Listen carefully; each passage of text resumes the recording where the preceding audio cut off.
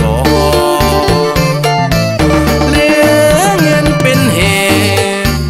ทางหากจึงมาแปรผันย้อนเงินเท่านั้นน้องนั้นจึงมาเปลี่ยนแปลงมันเจ็บมันปวดรวดร้าวเข้าในหัวใจยินเสียงเอิ้นควันป้อนไข่เหมือนมีไฟเผาไหม้อูลาหมดแล้วเนาะเขาส่งสาวเข้าห้องเฮือนหอพอแสงไฟ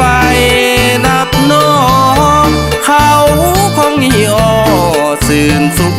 ลาส่วนอายเป็นทุกข์น้องนั้นมีสุขสมหัวใจวันใดน้ำตาน้องไหลอย่าลืมว่าอายยังหักควัน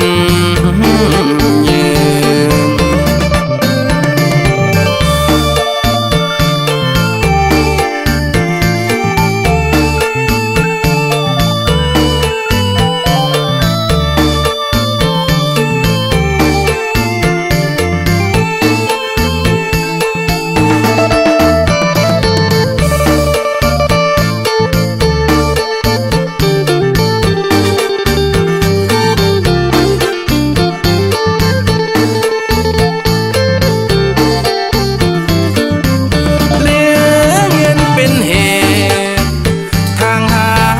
จึงมาแปรผัน